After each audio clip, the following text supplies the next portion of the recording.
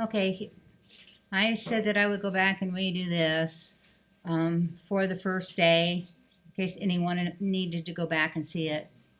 And first we're looking at the elements of line with monochromatic black, white, and grays and pattern and rhythm.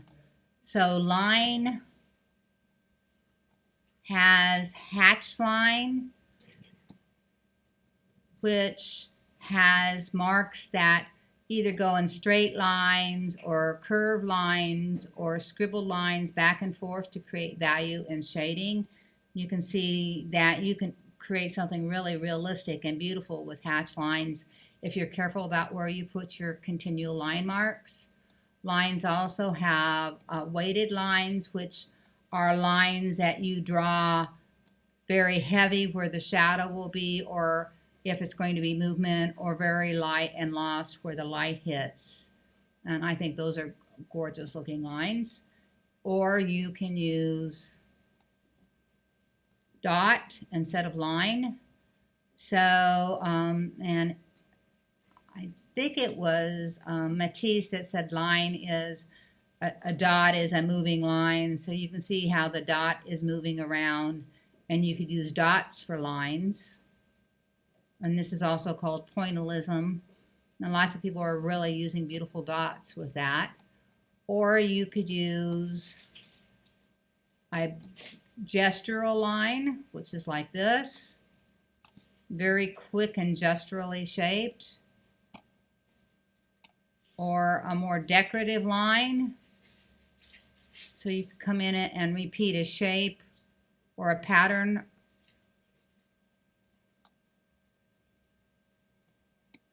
And then there also is organic line and geometric line, as well as outline. So if you have a really stylized style that looks like, with your line that looks like German expressionistic printmaking, I think those would make really beautiful digital art pieces. So the way that we started working with line, we did a 12 by 12 inch piece because our printer is 12 by 36 and we could put 12 inches in together really easily. And we wanted our resolution to be 300 dots per inch because that's the printing size. And we created our image like that. And then I want a template so that I could use it over and over again and I wouldn't have to draw it. So I used Alligator, my grand bulldog, my daughter's dog, and because I think she's just so funny, she smiles at you. And I cropped it down so I had more dog than I have background space using the crop tool.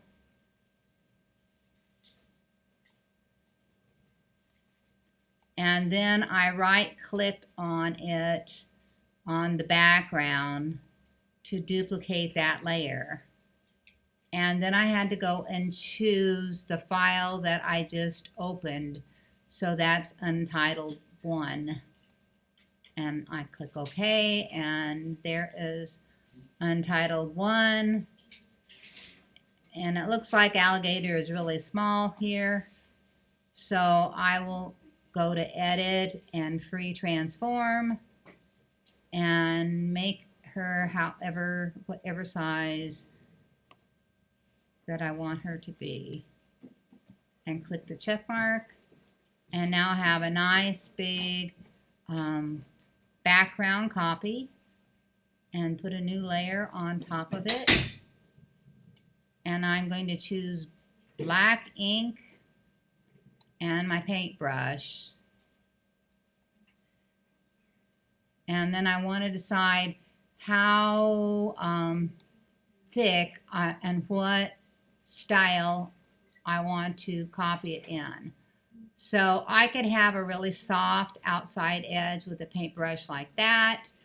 And I'm getting those all up here. This is right now, it's at 6. Or I can have a real fuzzy edge, or a more like a thick brush edge. or dotted edge or fan brush edge, and then decide on the thickness and come over and see that. That looks pretty good. And then I'm going to zoom in really, really close. Maybe not that close, but let's see. That was 200%. Let's try 100%.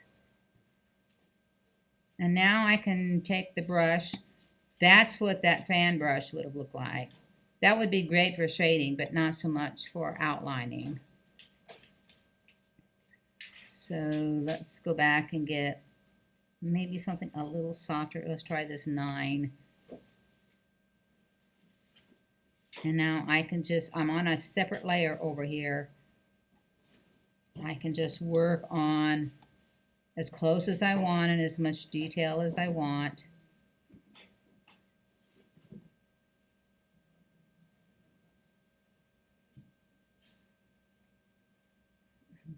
All the outlining. I could come in with my brush while I'm right there. Get a softer shaded area. It's probably not quite soft enough. Right here, one of the things that I didn't talk about was opacity. So I can make it more like shade and change the flow. And right there where I'm doing that, I can change the opacity and the flow of the brush so that I can get this nice shaded look to it right there.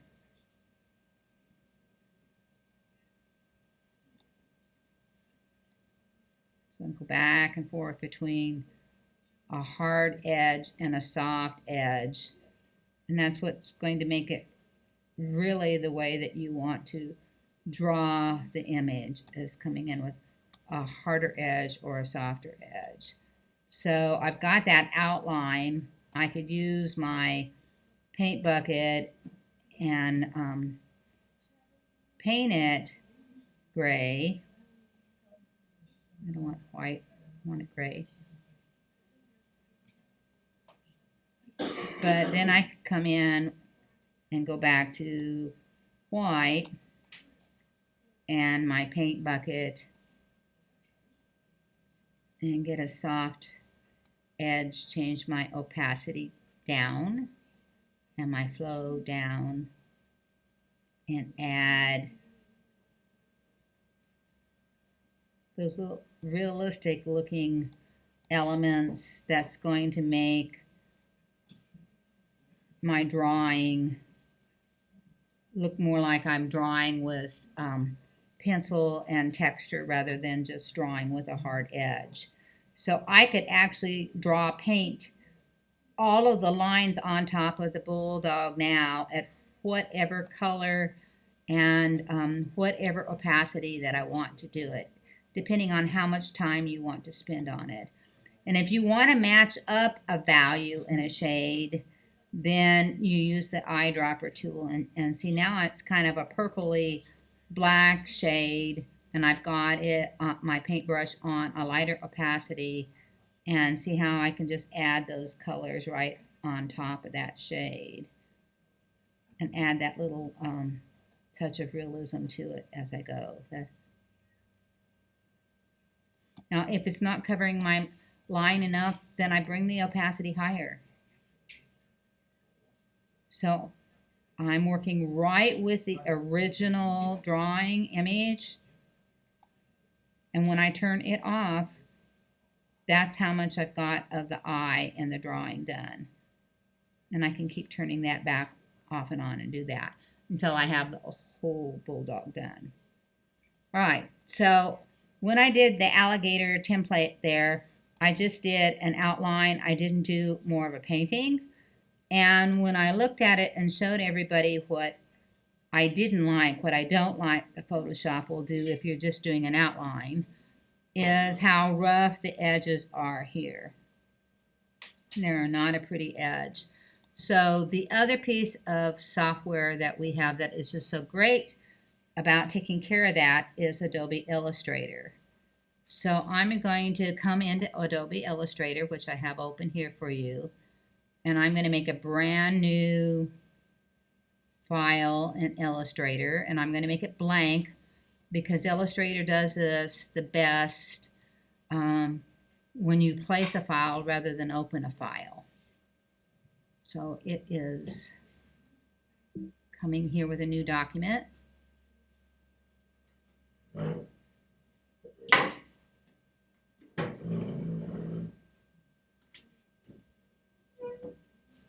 And I just made this the size of a letter, 8.5 by 11.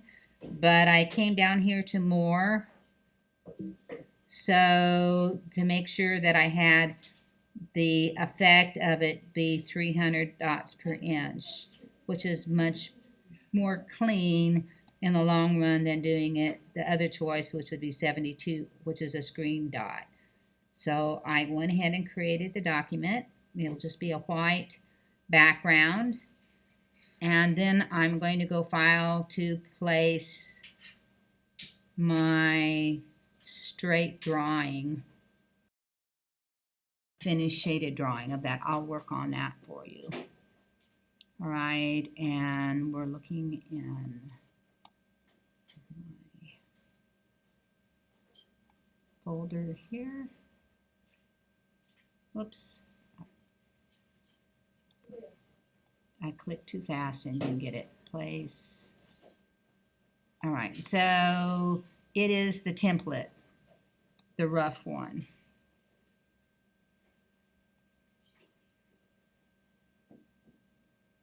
All right, so I'm going to put it in the corner.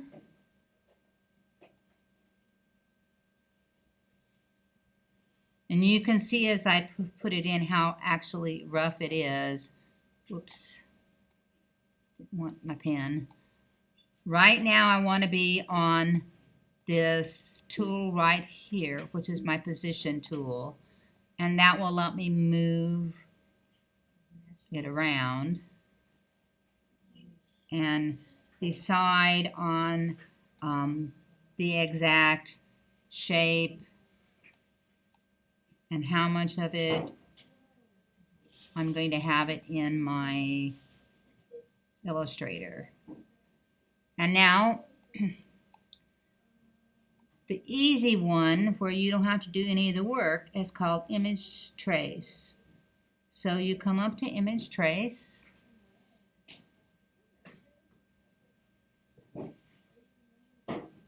it's Object, Image Trace, and I think because I have more than one X here, it's not doing it right. So we will undo and cut that and go back to Photoshop. Fit in window, view, fit all in window. Photoshop, 100%, view, fit in window, fit on screen. All right, see, I have a lot of white space, so it's not fitting right. So we'll come cropper in.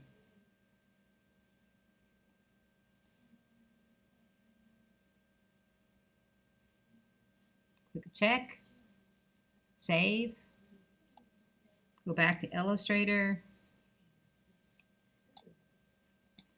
file, place.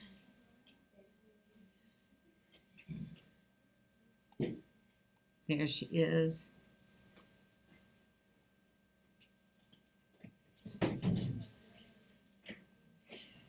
Still have a double. All right. I have it selected and I want to object trace. It's not doing it.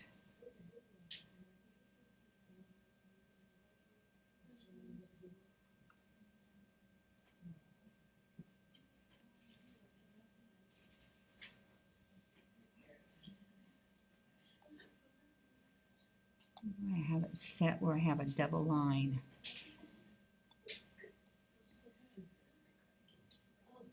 Let's try Live Paint.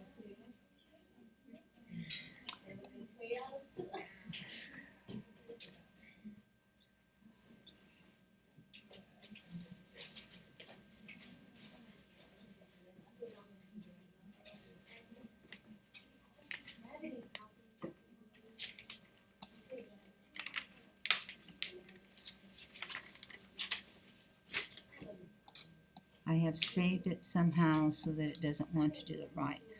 All right, I'll come back and do this again after I've worked out the bugs, but you see how we copied all the lines. So I'll start this with the next video that I've done something wrong in there. So there's the line drawing.